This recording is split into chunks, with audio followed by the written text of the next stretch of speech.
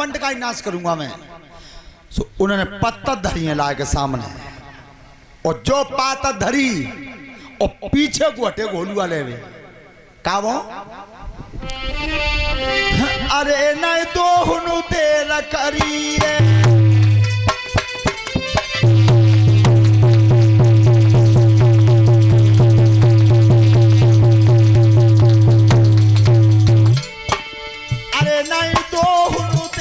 करिए और तब पत्थरी की घड़ी करी है।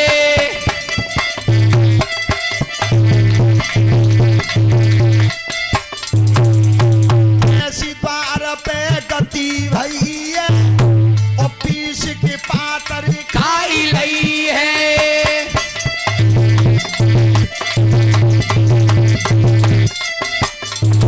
चारों रंग ते पातर खिट्टी करी और हाथ में धरी और तमाकू की तरह मीड़ी और भाई ले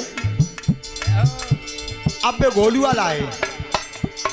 अरे पातर कहाँ है भैया, कहूँ उड़ गई हुई दद्दा नहीं तो जो बे गोलू वाला धर के हटे क्या करो। अरे तो उन्होंने जुलम करी डाल और चार सकोरा कर तोड़ा रे।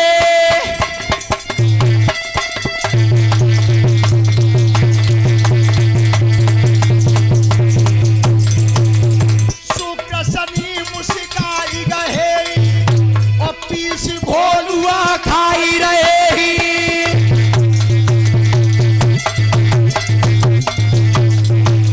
अब डलिया भर के लाए पूरी कचौड़ी लड्डू बालू साई पूरी डलिया भर के लाए। बन एक नहीं की इन्हें अकेला ना गोलुआ ना पातर तो कितने मल्लू को दिख रहे हैं जे ऐसा कर नहीं पंडित रखते चल सो भरी भराई डलिया मैं सामने पंडित दी और तुम्हारा भर के नाला पाए तो तक साफ और फिर पंट गए और फिर भर के नाला पाए तो तक फिर साफ बेदो भी तरती लैला में और सुख सनी जरा बैठे खापी।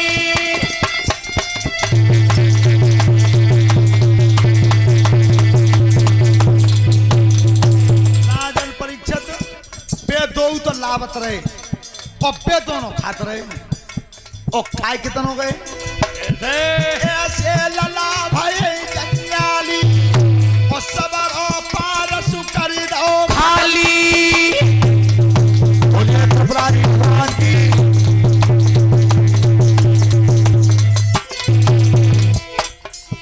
मामलो खत्म शुक्र ने कही ओ भैया ये दादा लाओ ना ये वही तो हम कैसे उनाए आधा पिले उना भाई और बालक मामलो खत्म। और क्या बात है नई नई उम्र के बालक न जानो तो बड़े बूढ़े बैठे इनसे पूछ लो सामान पास समय निबट गया तो पसवैया बांध ना आवत फिर मामलो खत्म। ए लाओ ना अब हम का जो होल तो लाओ सो शुक्र खड़ा हो खेच की भुजा शुक्र ने मारी और भमन की चौखटी अधर उखारी।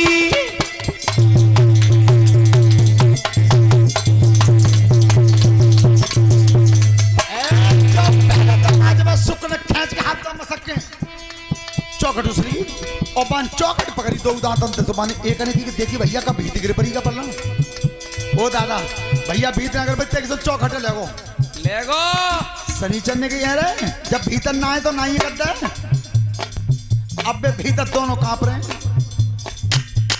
खेच की भुजा सनिया ने मारी और जानी भीत की ईट निकारी।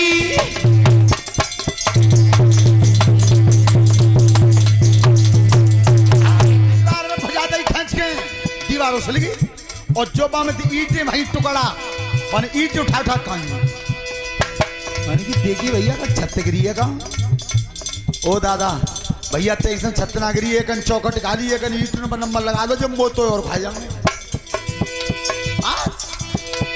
अरे तवाली कारी भमनती आए राजा खुशी सलभाए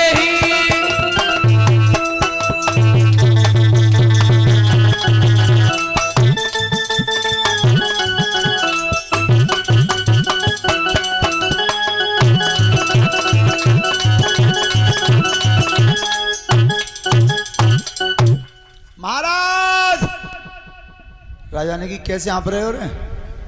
क्या बात है? वो पसीना कैसे आ रहा है? बारात भोजन करेगी? महाराज भोजन की कह रहे हो?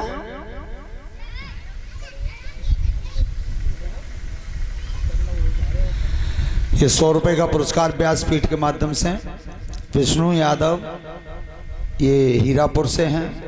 परमात्मा सुख समृद्धि देता रहे, धन्यवाद। महाराज भोजन की कह रहे हो? 2 बालक आए बारात में थे, सो जितनो भोजन तुमने सबई बारात को बनवाओ वे 2 ही खाए गए।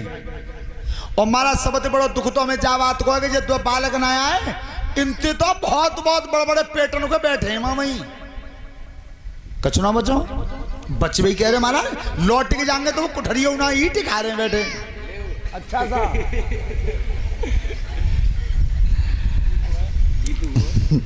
बालक की भाषा इतनी अच्छी लगती है। कल गिनोली भागवत में इतना बड़ा बालक आओ मंच पर चढ़ के 10-10 के रुपए आए। सुब्बा ने माँ साहब इतने हंस के कही ले सब जने बांट लियो। 10-10 के रुपए आए भाई हाथ में 100। सुबह ने बड़े मुस्काए कही कि ले सब जने बांट लियो। तो ये 50 रुपए का पुरस्कार हमारा ये जीतू। हम तेरे घमंड का ही नाश करूंगा मैं। सो उन्होंने पत्थर धरी है लाए के सामने, और जो पाता धरी और पीछे को हटे गोलू वाले हुए का वो अरे नहीं तो हुनु तेरा करिए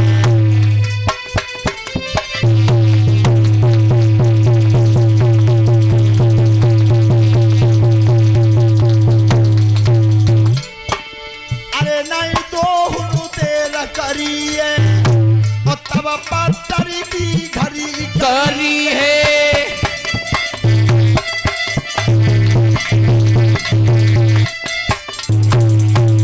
ऐसी द्वार पे गति भई है और पीस के पातर खाई लई है।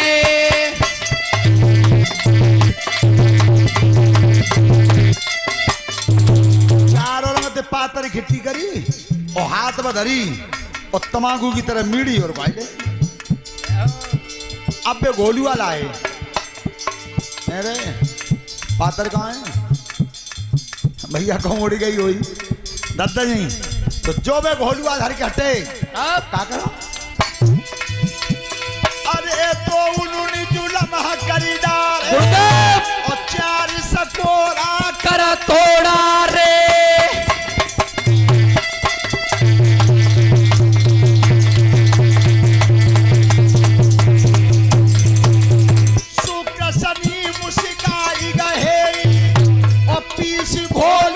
खाई रहे ही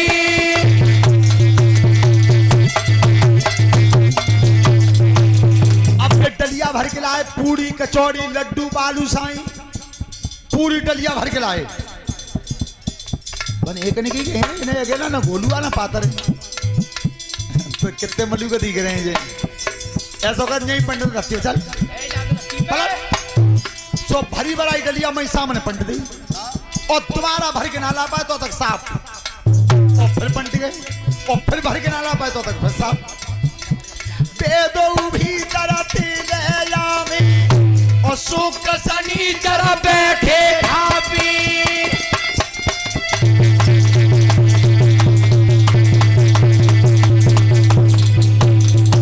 राजन परीक्षित बेदो तो लावत रहे और बे दोनों खात रहे और खाए कितने हो गए ऐसे लला भाई जंगाली और सबर और पारस कर दो खाली।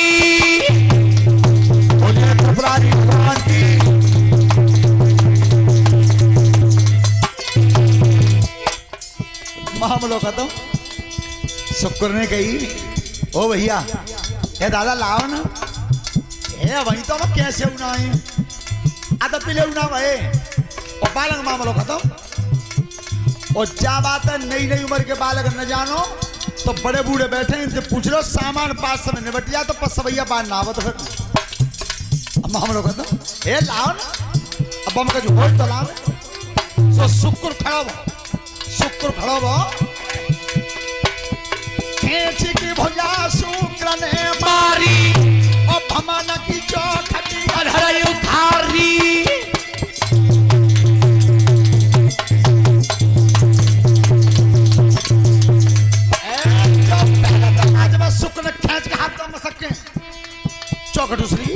और बन चौकट पकड़ी दो दांतन ते सुबाने एक ने की देखी भैया का भीत गिर पड़ी का पल्ला ओ दादा भैया भीत ना कर बच्चे के चौकट लेगो सनीचर ने कही रहे जब भीतर ना आए तो ना ही करता है अब बे भीतर दोनों कांप रहे हैं खींच की भैया सनिया ने मारी और जानी भीत की ईट निकारी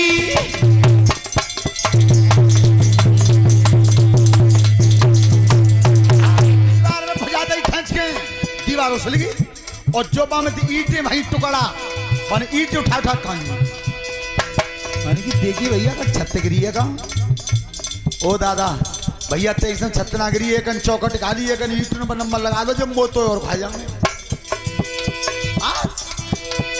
अरे तवाली काली भमनती आए राजा खुशी सलभाए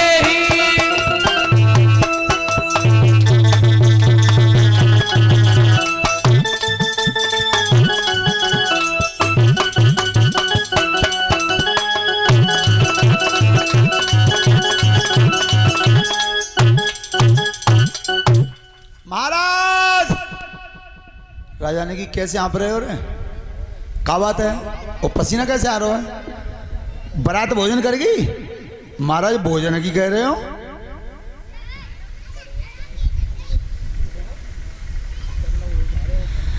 ये 100 रुपए का पुरस्कार व्यासपीठ के माध्यम से विष्णु यादव ये हीरापुर से हैं परमात्मा सुख समृद्धि देता रहे धन्यवाद महाराज भोजन की कह रहे हो तो बालक आए बारात में थे सो जितनो भोजन तुमने सबई बारात को बनवाओ बेदुआई खाई गई और हमारा सबसे बड़ो दुख तो हमें जा बात को जो दो बालक ना आए इनते तो बहुत बहुत बड़े बड़े पेटन के बैठे हैं मामई कचना बचो बच्चे भी कह रहे हमारा लौट के जाएंगे तो वो कुठरियों ना ईट ही खा रहे हैं बैठे अच्छा सा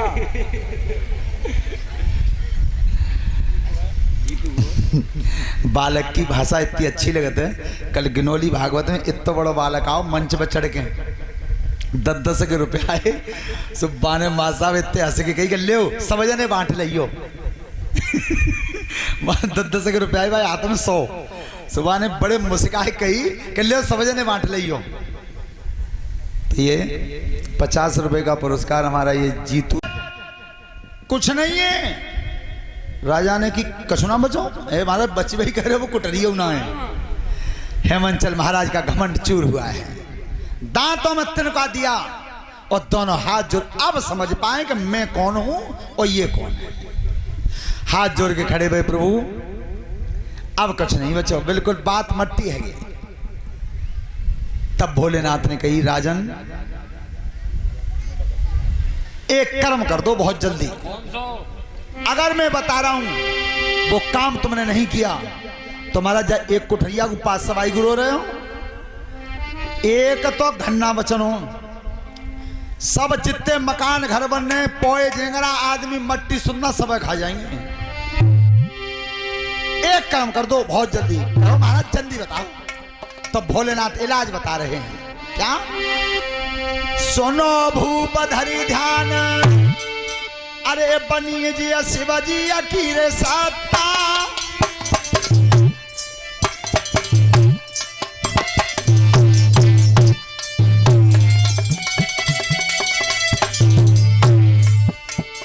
अरे बनिए जी शिवाजी अकी साता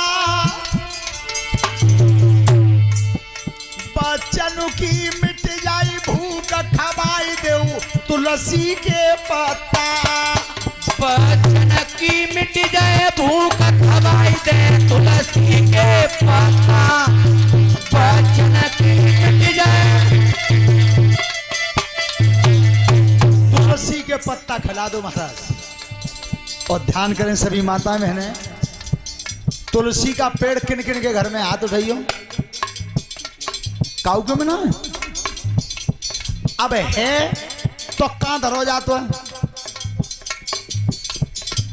तुलसी का पेड़ बीच आंगन में होना चाहिए बीच में और तुम बाजारों में चले जाओ लगाए तो लो एक गमला में पर वह गमला सरकावत सरकावत कहां तक सरका लाएगा लेटरिन के दरवाजे तक तुलसी का पेड़ हमेशा बीच आंगन में होना चाहिए, बीच में। और बिना स्नान करें कभी भी तुलसी का पत्ता नहीं तोड़ना चाहिए बिना स्नान किए। तो राजा ने जब बात मानी है, शिवाजी ने जब हुक्म दयो इत भूपति ने करे हो रे, तुलसी के ना पेड़ खड़े पत्ता जाई भूपने तोरे।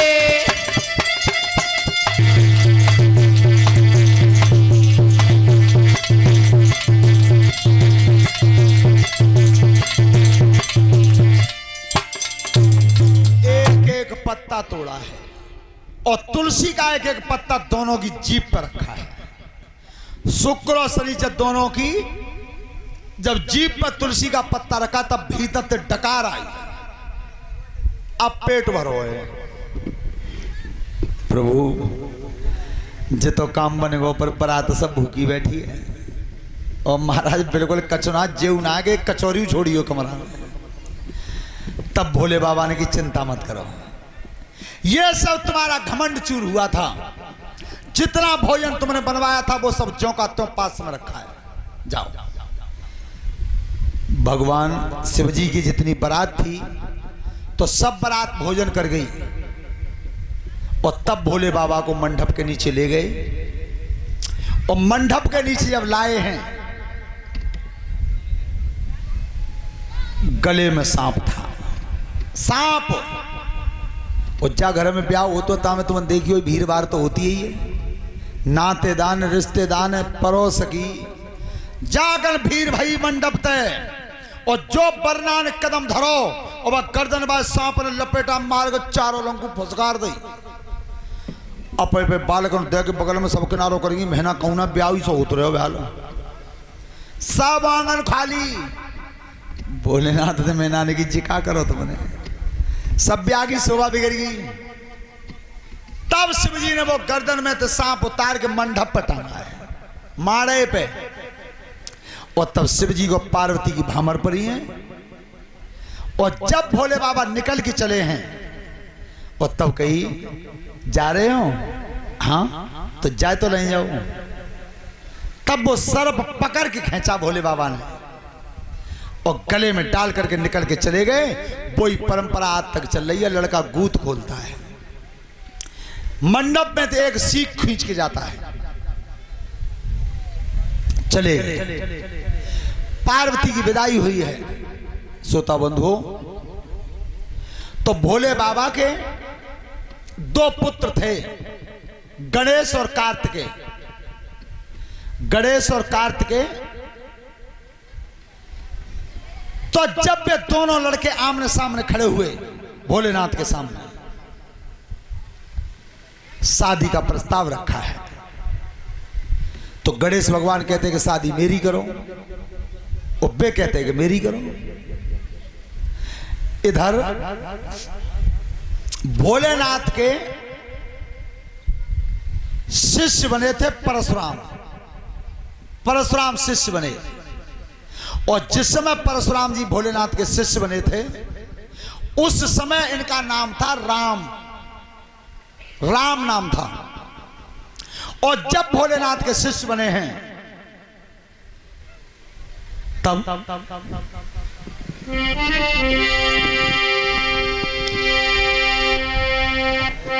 आसन ले बैठाई, अरे बांध दो तब सिर पे सेला।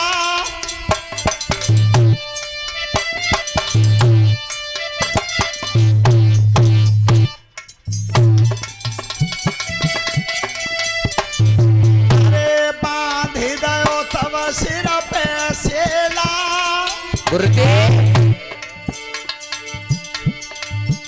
और जमदगिनिया को लालू बनाई लो शिवजी ने चेला। और जमदगिनिया को लाल बनाई लो शिवजी ने चेला।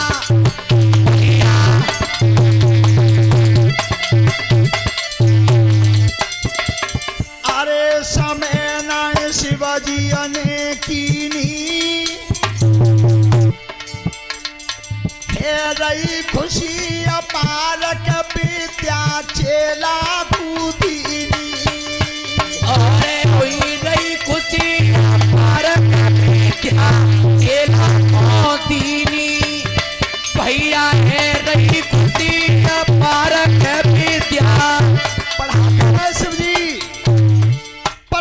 शिष्य बनाया और जब विद्या में पारंगत कर दिया था भोलेनाथ ने, तो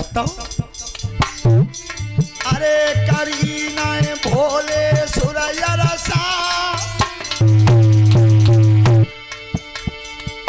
सब विद्या दई सिखाई कहाई दो चेला को फरसा।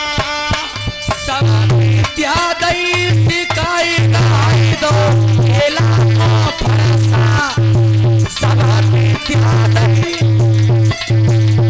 उस समय भोलेनाथ ने अपने शिष्य परशुराम को हाथ में फरसा दिया है। उसी दिन से जब उस फरसा का नाम था विद्युद्दभि, विद्युद्दभि नाम का फरसा दिया है अपने चेला को। उसी दिन से उनका नाम हो गया परशुराम।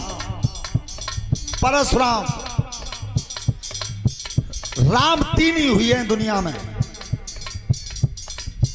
और तीनों का ही नाम पहली बार राम रखा गया। इनका भी नाम राम था, फरसा मिला तो परशुराम हुए। इधर दशरथ के यहां श्री राम, और जब चंद्रमा ने विनती करके मांग लिया तब हो गए थे रामचंद्र। और इधर रोहिणी के बेटा हुए थे, उनका भी नाम राम था, लेकिन दुनिया में उनके बराबर किसी में बल नहीं था, इसलिए उनका नाम रखा गया बलराम। ये राम तीन ही हुए। तो परशुराम जी ने हाथ में फरसा लिया है और गुरु जी ने हाथ में दिया है, और तब कही बेटा परशुराम मेरी बात ध्यान से सुनियो, सबरो जगत समर में आवे, कबऊ नहार होई रण में,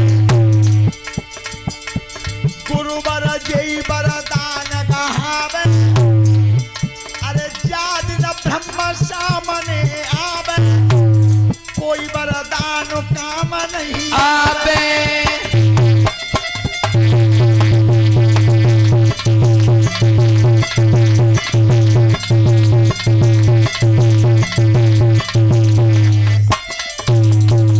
जाओ बेटा परशुराम, तुम्हें मैंने हाथ में फरसा दिया है।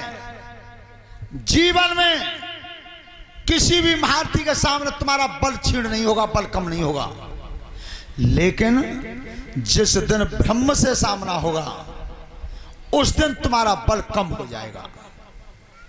लेकिन वरदान तो बहुत दिया, लेकिन ध्यान रखना सबसे ज्यादा बल और आशीर्वाद में तेज है तो वो महतारी के में है।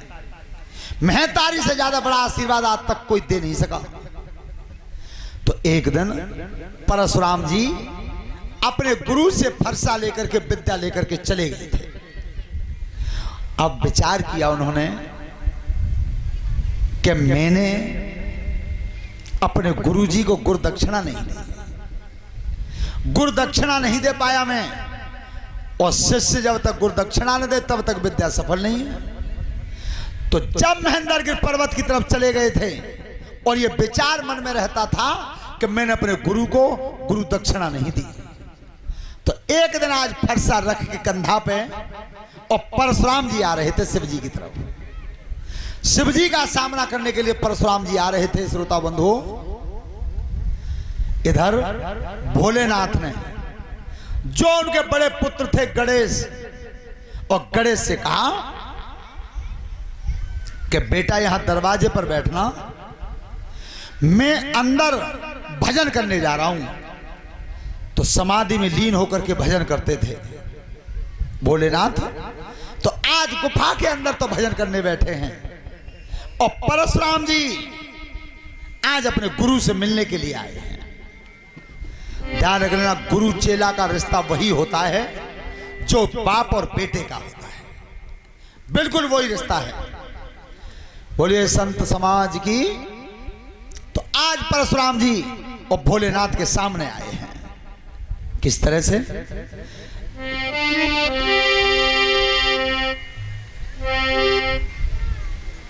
देखो, वे तो चेला आए और ये हमारे महाराज जी संत जी कैसे हमारे भाग्य हैं जो हमारी भागवत कथा में चल के आए हैं।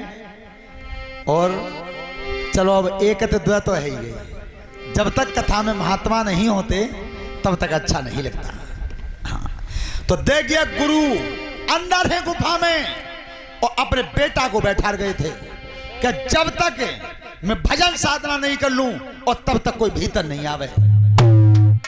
तो इधर तो परशुराम दरवाजे पर आ गए हैं और सामने गणेश भगवान बैठे हैं।